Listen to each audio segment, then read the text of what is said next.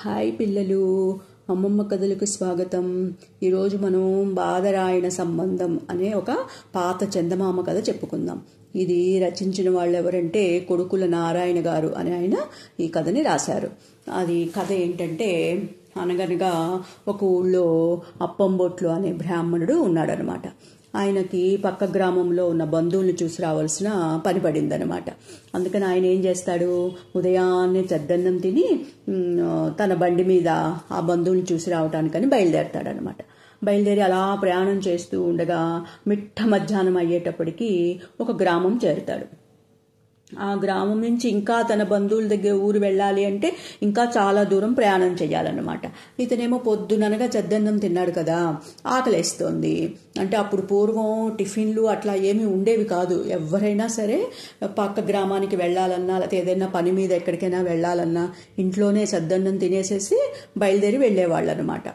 ఎక్కడైనా అప్పుడప్పుడు ఎక్కడైనా మరీ బాగా దూరం ప్రయాణం చేయాల్సి వస్తే అక్కడక్కడ పూటకోళ్ళమ్మ ఇళ్ళు అని ఉండేవన్నమాట. అక్కడ వాళ్ళు భోజనం చేస్తూ ఉండేవారనమాట. ఇప్పట్లాగా హోటల్స్ అట్లాగా అవన్నీ ఏమీ ఉండేవి కాదనమాట అప్పుడు పూర్వం. అట్లాగే ఈయన కూడా పొద్దున్నే సద్దన్నం తినేసి బయలుదేరతాడు. ఇక్కడ ఈ గ్రామం చేరేటప్పటికి అతనికి బాగా ఆకలేస్తుంది అనమాట. ఇంకా వాళ్ళ బంధువుల ఇంటికి వెళ్ళాలంటే ఇంకా చాలా దూరం ప్రయాణం చేయాలి. మిట్ట మధ్యాహ్నం అయ్యింది. ఏం చేయాలో అతనికి అర్థం కాలేదు. ఎక్కడా పూటకోళ్ళమ్మ ఇల్లు కూడా అతనికి కనిపించలేదన్నమాట. అయితేను అక్కడ ఒక రేగి చెట్టు కనిపిస్తుంది ఆయనకి. ఆ రేగి చెట్టు దగ్గర ఈ బండిని ఆపుకొని ఆ రేగి చెట్టు కింద కూర్చుంటాడనమాట. కూర్చొని ఆలోచిస్తూ ఉంటాడు, ఎలాగా ఇప్పుడు మనకేమో బాగా ఆకలేస్తోంది, ఈ చుట్టుపక్కల ఎవ్వరూ కూడా మనకి ఈ గ్రామంలో బంధువులు లేరు, తెలిసిన వాళ్ళు కూడా లేరు, ఎట్లాగా దేవుడా భగవంతుడా ఆకలేస్తోంది, ఏం చేయాలి నేను అని ఆలోచిస్తూ కూర్చుంటాడనమాట. కూర్చునేటప్పటికి ఆ చెట్టుకి కొంచెం దగ్గరగా ఒక ఇల్లు ఉంటుందన్నమాట. ఆ ఇంటి అరుగు మీద ఒక బ్రాహ్మణుడు విస్తరాకులు కుట్టుకుంటూ ఉంటాడనమాట. అతన్ని చూడగానే అప్పం బొట్లకి ఒక ఆలోచన వస్తుందన్నమాట. ఏమని వస్తుంది ఆలోచన, ఇది బ్రాహ్మణులాగే ఉంది, సరిగ్గా మనం భోజనాల వెళకే అందుకుంటున్నాము, పోతే ఇంకా మన భోజన సంగతి చూడాలి అని అప్పంబొట్లు రేగి చెట్టు కింద కూర్చొని ఆలోచిస్తూ ఉంటాడనమాట. కానీ ఎట్లాగా ముక్కు మొగం తెలియని వాళ్ళని భోజనం పెడతారా అని ఎలాగ అడుగుతాము, అదే అంత పెద్ద మనిషి తరహాగా ఉండదు కదా, ఏం చేయాలి, ఏంటి ఈ ఇంటి వాళ్ళకి తనకి ఏమి సంబంధం లేదు కదా, ఏదో ఒకటి కల్పించైనా మనం చెప్పాలి సంబంధం, చెప్పకపోతే ఎట్లాగా ఏమని అడుగుతాం, భోజనం పెట్టమని, బాగుండదు కదా, ఆకలేస్తోంది నాకు అని చెప్పి అతను అలా ఆలోచించుకుంటూ ఉంటాడనమాట. మనసులో ఆలోచించుకుంటూ అలాగా రేగి చెట్టు కేసి చూస్తాడు. చూడగా ఈ అప్పంబొట్లకి ఒక చక్కటి ఉపాయం తడుతుందనమాట. అది అనుకుంటాడు, నా బండి చక్రాలు లోగడ రేగి కలపతోనే చేయించినట్లు నాకు బాగా జ్ఞాపకం, ఈ బ్రాహ్మణ ఇంటి ముందు కూడా ఉన్నది రేగి చెట్టే, నిజానికి పూర్వజన్మ సంబంధం ఏదో ఉండబట్టే ఇప్పుడు ఈ మా ఇద్దరి మధ్యలో ఈ బద్రికా సంబంధం ఏర్పడినట్టుంది, వారితో పరిచయం చేసుకోవటానికి ఇంతకంటే మించిన చుట్టరికం ఏం కావాలి అని మనసులో అనుకొని సంతోషపడతాడనమాట. ఒకవేళ ఇంటివారు మీకు మాకు ఏంటండి బంధుత్వం, ఎవరు మీరు అని అడిగారనుకో, అప్పుడు టకీమని మనం ఈ బద్రికా సంబంధం గురించి చెప్పేయచ్చు అని నిశ్చయించుకొని మనసులో గబగబా అప్పంబొట్లు ఏం చేస్తాడు, ఆ ఇంటికి వెళ్తాడనమాట. వెళ్ళి అదేంటి ఆ విస్తరాకులు కుట్టుకుంటున్న అతన్ని ఏం పలకరించడు, గబగబా లోపలికి వెళ్ళిపోతాడు. లోపలికి వెళ్ళిపోయి పెరట్లోకి వెళ్ళిపోయి బావి దగ్గర స్నానం చేసేస్తూ ఉంటాడనమాట, టవల్ కట్టేసుకుని. పూర్వం పెరట్లో బావులు ఉండేవన్నమాట. ఆ బావుల దగ్గరే స్నానాలు చేసేవారనమాట మగవాళ్ళు. అలాగే ఈతను కూడా ఏం చేస్తాడు, ఆ బావి దగ్గరికి వెళ్ళిపోయి టవల్ కట్టేసుకుని స్నానం చేసేసి మడి కట్టేసుకుని భోజనానికి తయారైపోయి వంటింట్లోకి వెళ్తాడనమాట. వెళ్ళేటప్పటికి ఇంటి ఆవిడ ఉంటుంది కదా, ఆవిడ చూసి ఈయనెవరో ఆవిడకి అర్థం కాదు. ఆవిడ అనుకుంటుంది ఎవరో భర్త వైపు చుట్టాలయ్యి ఉంటారు, అందుకే ఆయన లోపలికి పంపించుంటారు, ఈయనకి మనం తగు విధంగా మర్యాద చేసి సరిగ్గా కడుపు నిండా భోజనం పెట్టకపోతే మాట పడాల్సి వస్తుంది అని చెప్పి ఆవిడ ఏం చేస్తుంది, ఏం మాట్లాడకుండా ఈ అప్పం బొట్లకి కడుపు నిండా భోజనం పెడుతుందనమాట. ఈ భోజనం అయిపోయిన తర్వాత ఈ అప్పం బొట్లు ఏం చేస్తాడు, వరండాలోను ఖాళీగా ఉన్న మంచం మీద పడుకొని విశ్రాంతి తీసుకుంటాడు అనమాట.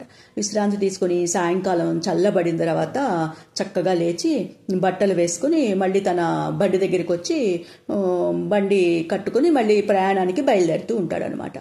అయితే ఈ ఇంటి యజమాని ఉంటాడు కదా, విస్తరాకులు కుట్టుకుంటూ చూస్తూ ఉంటాడు కదా, అతను ఆశ్చర్యపోయి వెంటనే భార్యని పిలుస్తాడు. పిలిచి, ఏంటి ఆయన నీకు ఏం వరుస అవుతాడు, అతను వచ్చి రావటంతోనే అంత తొందరగా వెళ్ళిపోతున్నాడేంటి, రాత్రికి ఉండమని చెప్పకపోయావా అని అంటాడనమాట భార్యతో. అనేటప్పటికి ఆవిడ అంటుంది, అయ్యో బాగానే ఉందండి, ఆయన ఎవరో నాకు తెలియదు, అసలు నాకే వరుస కాదు, అసలు ఇంతవరకు ఆయన నేను ఎప్పుడూ చూసింది లేదు, నాకు అసలు ఆయన తెలియనే తెలీదు, మీ తరఫు బంధువేమో నేను అనుకుంటున్నాను, అందుకనే ఆయనకి మీరు లోపలికి పంపించారేమో అని చెప్పి నేను ఆయనతో ఏమి మాట్లాడకుండా ఆయనకి కడుపు నిండా భోజనం వడ్డించాను అని ఆవిడ బదులు చెప్తుంది. చెప్పేటప్పటికి ఇతను అంటాడు, అయ్యో అట్లాగా, నేను అనుకున్నాను మీ అమ్మగారికి సంబంధించిన దగ్గర బంధువులు ఎవరైనా వచ్చారేమో అని చెప్పి నేను అనుకున్నాను, సరే మనం ఇద్దరం మోసపోయాము అని ఆ యజమాని ఏం చేస్తాడు, గబగబా ఈ అప్పం బొట్ల దగ్గరికి వస్తాడనమాట. వచ్చి, అయ్యా క్షమించాలి, మీకు మాకు ఉన్న బంధుత్వం ఏమిటో నాకు జ్ఞాపకం రావట్లేదు సరిగ్గాను, మీరేమీ అనుకోకుండా కొంచెం చెప్తారా మీరెవరో ఏంటోనో అని చెప్పి అడిగేస్తాడనమాట. ఆయన అడిగేసేటప్పటికి అప్పం బొట్లు చిరునవ్వు నవ్వుతాడు. నవ్వి, మీకు నాకు బంధుత్వం లేకపోవటం ఏమిటండి, ఇదేంటి అని చెప్పి అతని మనసులో అనుకుంటాడు కదా. రేగి చెట్టు దగ్గర కూర్చున్నప్పుడు అదే ఒక పోయం రూపంలో చెప్పేస్తాడనమాట. చెప్పేసేసి, అదేంటి మా బదరిక చెట్టు ఉంది కదండి, రేగి చెట్టు, ఆ రేగి చెట్టు కలప మా బండి చక్రాలు ఆ రేగి చెట్టు కలపతో చేసినవేను, ఇదే మీకు నాకు ఉన్న సంబంధము, బాదరాయణ సంబంధం ఇదేను, ఏంటి అని చెప్పి అంటాడనమాట. ఈ బండి చక్రాలు మీ ఈ మానుతోనే చేయించాము, అప్పుడు అదే మీకు నాకు ఉన్న సంబంధం అని చెప్పేసి బదులు చెప్తాడు. చెప్పి ఏం చేస్తాడు, బండి తోలుకొని వెళ్ళిపోతూ ఉంటాడనమాట. ఈ సంబంధం ఏమిటో వాళ్ళకి అర్థం కాదు. ఈ బాదరాయణ సంబంధం ఏమిటి, ఈ రేగి చెట్టు కలపతో ఆయన బండి చక్రాలు చేయించటం ఏమిటి, దానికి సంబంధం ఏమిటి, మనకి ఆయనకి సంబంధం ఏమిటి, ఆయన చెప్తుంది ఏమిటో మనకేం అర్థం కావట్లేదని ఈ భార్య భర్తలు ఇద్దరు అనుకుంటారనమాట. అనుకుని తెల్లబోయి ఆ వెళ్తున్న బండి వైపు చూస్తూ నిలబడిపోతారు.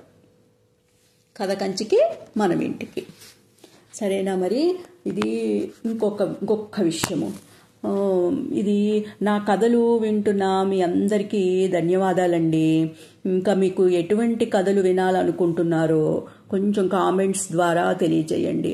అదేంటి, రామాయణ, భారత, భాగవతంలోని కథలు కానీ, స్వాతంత్ర యోధుల చరిత్రలు కానీ, లేకపోతే జానపద కథలు, సాహస కథలు, లేక మీకు తెలిసిన కథలు ఏవైనా ఉంటే తెలియజేయండి. నేను చెప్పటానికి ప్రయత్నిస్తాను. నేను చెప్పే విధానం ఎలా ఉంది, మీకు ఎలా అనిపిస్తోంది కాస్త తెలియజేయండి. మీ అభిప్రాయాలు తెలియజేస్తూ ఉంటే నాకు కూడా మీరు ఏమి కోరుకుంటున్నారో తెలుస్తుంది. సరేనా? మరి మీ అమూల్యమైన అభిప్రాయాలు తెలియజేయటం మాత్రం మర్చిపోకండి. ప్లీజ్ లైక్ చేయండి, షేర్ చేయండి, సబ్స్క్రైబ్ చేసుకొని వాళ్ళు ఎవరైనా కానీ ఈ కథ వింటే మీకు నచ్చితే సబ్స్క్రైబ్ చేసుకోండి. ఇంకా ఉంటానండి. Bye bye. గుడ్ నైట్ అండి. పిల్లలు మీకు కూడా గుడ్ నైట్.